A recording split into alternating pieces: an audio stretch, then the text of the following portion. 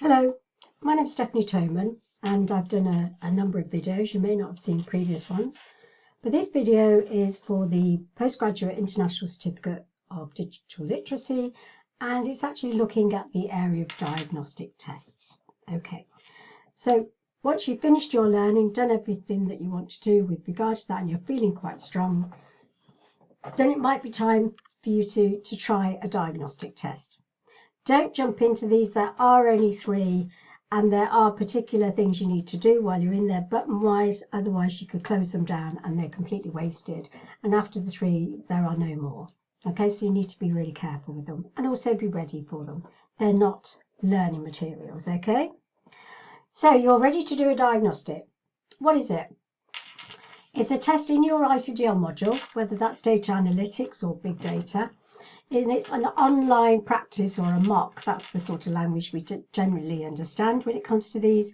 But this test will diagnose your strengths and weaknesses. So it will look at the areas that you've done, and it will come back with a feedback, and it will say that this is incorrect, that's incorrect. So you need to be aware of that and how you can then confidently study that again if that's the case, and then try another diagnostic if it's necessary. If you've done really well and everything's going great, that means that you can be ready for your actual certified certificate, taking the live certification test. And that's in our test centre. That has to be invigilated. Diagnostic tests do not need to be invigilated. Okay, so you can do these independently. Results for these tests are instant. Go for something like an 80% plus so that you've got a good, strong knowledge base and you are aware of how the test works in the test, as well as the diagnostic test. But we'll stick to the diagnostic test and how that works to begin with. Okay, so I'm going to take you through looking at the assessment area in your skill box module, whether it's data analytics or big data. Please bear with me, I will do one at a time. So if you want to skip one and get to the one that you're doing, that's absolutely fine. So we're going to go into the live area. Okay, so here's the skill box. If you're doing data analytics, you'll see this, and if you're doing big data, the one below. So the way to get into both of them is to click on the view. I'm going to do the data analytics first and then the big data. So if we click on the view, we will be able to see our module and see what we have inside. So in my case, it would be progress will be up here. So I've done some e-learning, and now I want to go into my assessment area, which is my diagnostic test. You can see that I've had an attempt. I've had 2 attempts at the 2 attempts remaining for my certified test, and I've got 1 attempt remaining, which I've already gone into. And so I've actually attempted a diagnostic here. So let's look at the report for one of these. So if you click on your attempt that you've had, I'm saving my last diagnostic just in case I'm not successful in that second test for the certified certificate, because I want to refresh things just before I do it. If you have that opportunity, it's probably worthwhile. So you'll see here it will give me some feedback, gives me the questions, what I've answered. No, they've not said anything on this, because I've probably, on these ones, as you can see, I may have clicked around incorrectly, and it gives you 3 tries on some of them. But on the live Excel ones, as we will see, I'm going to demonstrate some of these, you actually get to work on a live Excel, and you can undo and you can re-edit and you can use the FX for the functions, etc. So I'm going to give you a flavour in this one, particularly because it uses live applications and it uses the hotspot version of Power BI, so you don't need the live Power BI, but you will have to use the desktop version that they've got at the university to sort of practice the revision exercises within the learning, and I've talked about there. But just to mention it again, it's office.com at the university, and then you can go to the bottom left hand side, right at the bottom, it's got apps, open it up and search for Power BI, and that's a way that you can access the software. Okay, so coming back, let's go into a diagnostic. So I've got an idea of where I'm at. At 89, I'd be more than happy to go ahead and do my test. But let's have a look at what I did to get there. So if we actually start the diagnostic test, I've got one left, like I said, so I can actually suspend this and keep it open, keep it running, so it's not ending. If I use end test, it completely shuts it down. I will not be able to go back in again. And if I'd only answered 2 questions, it will end it at that point and give me a result, and that's it gone. It's wasted. So remember, there are only 3 in this package. There are no other diagnostics that you can do. Okay. Just to point out, while it's run down the what we call the system requirements, you'll see it at the top there. This is checking things like, if you might see something up against an error up against your pop-ups. If you go up to the top right on your address bar, you will see a rectangle with a star on it, and that's your pop-ups. You may know it. I'm not trying to patronize you, but if you do know it, that's where you need to go and allow always, so that you can get that enabled. Then you might have a problem with your plugin. You can follow the instructions. They'll have a link alongside of it, and you can click on there and you can download an extension. It's only a Chrome extension. These tests have to be done in Chrome, and they won't work properly in Edge, so don't use Edge. So they're done in Chrome, and if you need a Chrome extension, that will do that for you. And then you would F5 or use a refresh up here on the top left hand side on the address bar to refresh and make it run through and incorporate those changes that you've just done.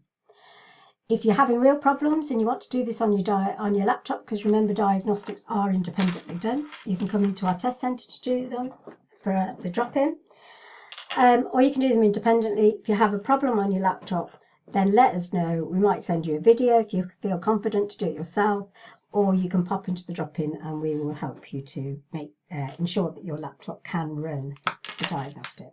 Okay, so let's click on the continue. It doesn't start yet. We've got a start button up here, and then this module we've got 37 questions. If we scroll down, there's no time limit.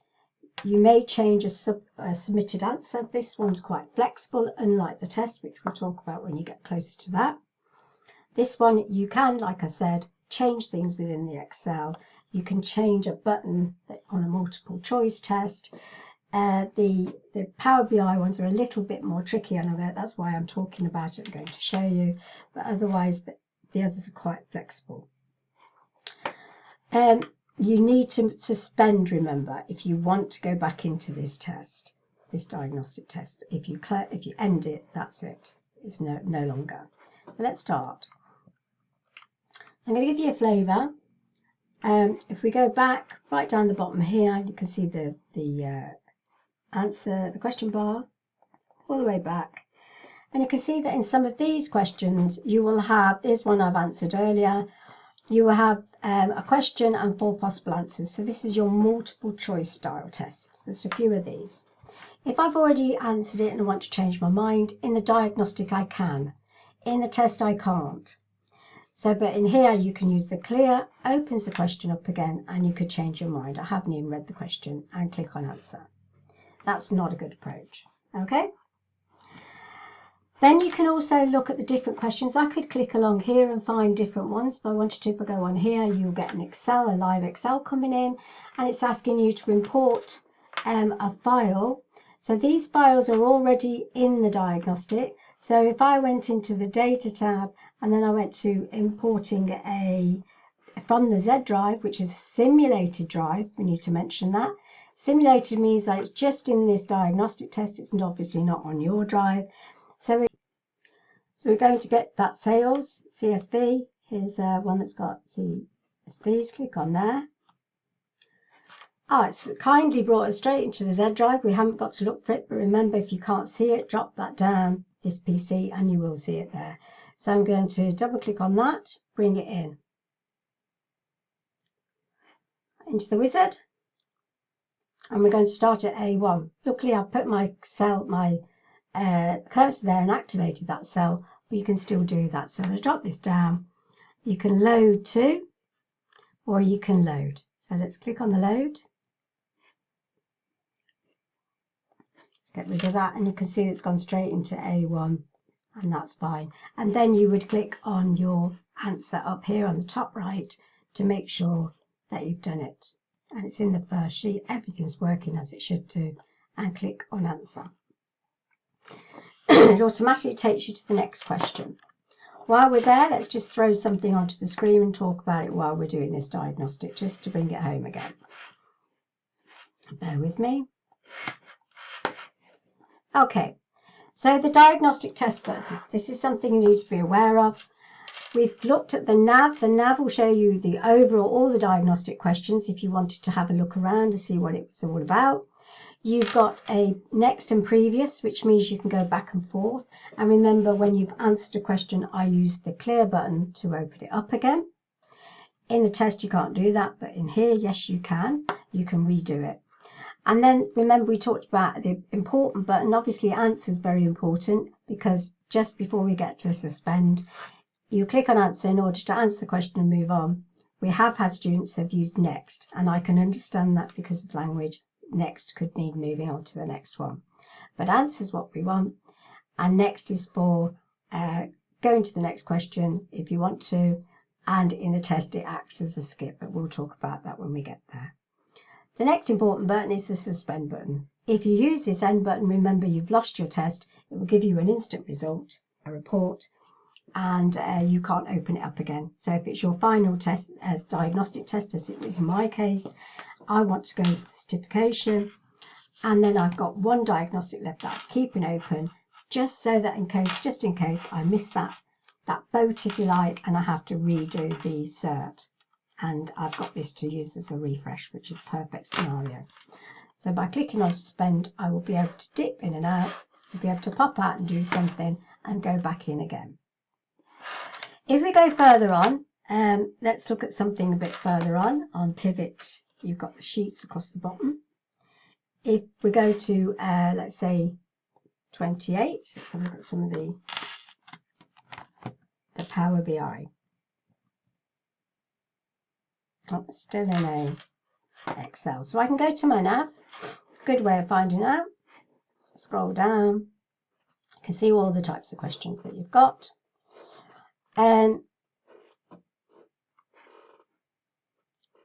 Let's do this one. Just to show something I want to show you about the 3 clicks. So unlike the Excel, as we've explained, you can undo, you can re-edit, you can use Control and C, Control and V, Control and Z for undo. You can do all of those different things. This one as well is going to be live, so this is absolutely fine. I'm actually looking for something. Let's go a little bit further. I thought I clicked on something that I obviously hadn't. This is a typical hotspot sort of question. So what I'm saying is it will work for you if you do the right thing. If you incorrectly click. So what I was doing at some point when I was playing around with it, as you do, to learn it, I didn't know that it was going to do this to me. So this is what I do. I get things, I go in, I play with them, I move around on them, and find out the information that's most important to you so that you don't waste clicks, if you like, on your diagnostic test. So it's giving you an insight. Some of the things to think about. If you click on something incorrectly, you can right click. If you watch this, like this is just saying applied condition, just saying applied conditional formatting. It's not straightforward. So you've got to find conditional formatting and you've got to know where it is. So you would have to know if it was in a particular area that you would right click on it, etc. You also, with this visualization pane, there's no tooltips like there is in a live Excel. So you need to know what these represent because you're going to have to use them or select them. If I click that, you can see this. You did not click on the correct location. You have 2 misclicks left. So it's really important that you understand what you're doing. And also notice the scroll bar as well here. There is a little bit more going on underneath. And then you could miss something like the final bit where it says, then click on Hungary page. Sorry, Hungary I said. So you'll be doing that. But if I did it at that stage, I'm also incorrect because I still haven't done the task of conditional formatting. So I want to explain that to you. Really, if you're going to do these and you come across them and you haven't got a clue, go back to your learning and make sure you do. That's the best way to fill in the gaps. Not using it as a learning material right across the board. You can't afford to do that. That's not enough. But if you used it in a way that this is a really weak area for me, I really don't know what I'm doing, you could then suspend that test and go and do some learning on it, and then restart the test again at that point in time. Remember, if you in the diagnostic test, if you've answered something, so if I went back in and there's something that I've answered and I've now gone and I've checked alongside something I had no idea about, because this could happen. I mean, we're human, we don't know everything straight away. I go back in again. Because I suspended it, I could go back into that question or go into a question that's grey. Do you see how it's grey? So I've answered it there, number 29. So it's been blocked out, this one. If I went to further on down the front, I've got 3 there, it's greyed out, click in there. And remember how I used the clear down in the bottom right hand corner here, and it tells you this question has been answered. You can click and clear it and re-answer it again. Then you can suspend again if you need to pop out or something. Okay, so use it carefully, make the best of it, and when you get feedback, look at your feedback and make a note of that. And you've got the buttons as well on here that I've showed you. We'll be putting all of that out so you've got the information. What I'd like to do next is let's have a look at the big data. So those of you that have done data analytics and you've seen that in action, you can just watch till the end, or you can just pop off and do something else. Okay, so we're going to look at this one, into the big data. There's your learning, here's your assessment. You can see that I've got 3 attempts remaining, 2 certs because I haven't attempted it, and I haven't really done very much learning. So I really need to concentrate on that really before I start moving on to my assessment. Remember, there's revision exercises all the way through these learning materials, e-learning as well. I've done some extra bits for you too of a way of learning. So I'm back into my diagnostic. I've not done one before. I'm going in for the first time. Slightly different, this one. Notice the Windows operating system. Couple of things here. One, you have to use Chrome to get into the skill box. And the other thing is that you need it to be on a Windows operating system. These tests do not work on Chromebook and they do not work on MacBooks. So it has to be a Windows. So if you're deciding that you're going to do your diagnostic independently as you can and not at the university, you need a Windows machine, a laptop. Okay? And you can see there that the browser is Chrome. So this one is different to data analytics. This is a multiple choice test. 17 questions. Right, okay. So we're going to start. Same information if you watched before, no time limit. You may change submitted answers using the clear button, and you must suspend it if you want to go back in and have a look at something, maybe check in your learning to make sure you're right, or not answer it and suspend and look at it and see if you can get that. Okay, so we look at the start. So these are, as you will see if I click the nav button, these are all multiple choice questions. Now there's 17. Good advice would be to actually do a lot more than that. And this is a flavour. This is giving you an idea of how the software works in the actual test. It's giving you a flavour of the sorts of questions and how they're asked, what format they're in. You can see you've got a question, 4 possible answers. So you need to make sure that you go wider than this. And remember, you're looking for 75% and above for this test question. But go for more than that. Go for 80% if you can, 80 plus even, and go wider for the test. Remember, you've got your syllabus to look at. So if you look at the syllabus on this, I've sent it on quite a few emails. You will see everything you're expected to cover, and it is more than this test. So this one you're going to answer. I'm not even gone to the question, but let's have a look which one of the focus of first phase in a big data. So communication data online, cleansing, compressing data, managing warehouse, probably cleansing, and then you click on answer.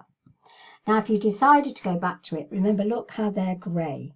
If I click on 4, the rest are white. So these ones have been answered. So I go to 1 and it looks like this. Remember, I can clear in the bottom right hand corner and I could go and answer another one and then answer again.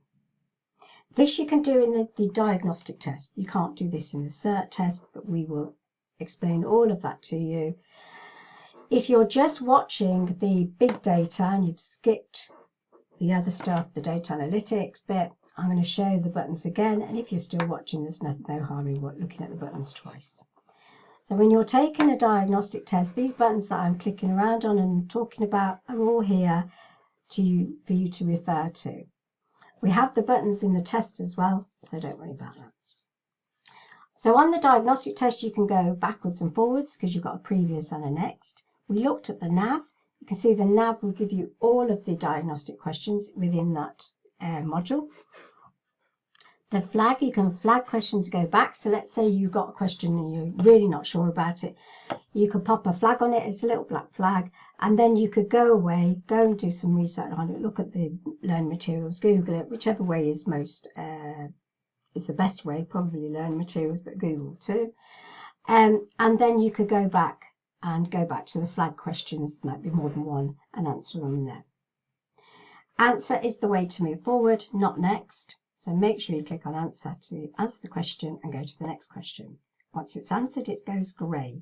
But you can, in the diagnostic only, go and clear it and reopen it.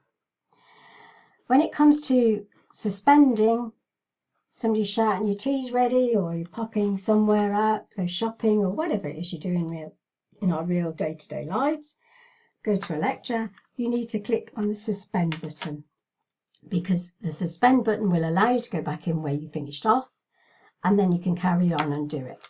With the end button, it will shut you down, and it will give you feedback or reports of however many questions you've done. So if you answered one and you had to rush off to lecture and you didn't suspend, you'll get the answer to one question if you didn't get it right, and that's the test shut down. So you've only got 3, don't waste them. Okay, make the best of them so that you can do other things. Okay, so that's that out the way. Let's pop it back off. Let's bring our test back in. There we go. So you can see that these are all multiple choice questions. There's not really much point in me hanging around. There's the flag. I could flag a question like that down here at the bottom right. There's my suspend. There's my clear, answer, and then I can jump around. So I could go to a previous question, and then again another previous, and then I could flag that again, and then I could suspend and leave. It's safe, and I'm able to go back in again. So hopefully that's been enough. I'm just going to go back to the slides. Let's have just a quick look at the bottom, make sure we cover everything. So all I'm looking at here is that you've got a way of getting in touch with us. You can email us, you've got our email there. Also, you can drop into our drop-ins twice a week. So Mondays are 1 o'clock till 2 in ECG 36. The Wednesdays also in ECG 36, and that's from 12 o'clock till 2. So we've seen a lot of you already. It's lovely to see you and to meet you. If you've got anything you're not sure of, anything you want to ask questions about, let us know. And I will be putting some emails out about timelines. So keep learning, and then when you get to the stage where you want to do a diagnostic, you can let us know if you can do it independently and you follow the correct way of doing it, and don't use them up, because there are no replacing them, unfortunately. So once they're gone, they're gone. So use them usefully, not as a learning material. And then when you're ready, you can give us a shout and let us know that you're coming up to thinking about taking the actual certification. Okay, so I hope that's helped. There will be further videos, but I hope that's helped. And if you've got any other questions or problems with like registration or other things like that, let us know and we'll help you to get there. Thanks for watching. Didn't come on, you watched. Hopefully you did come on, and take care. Bye bye.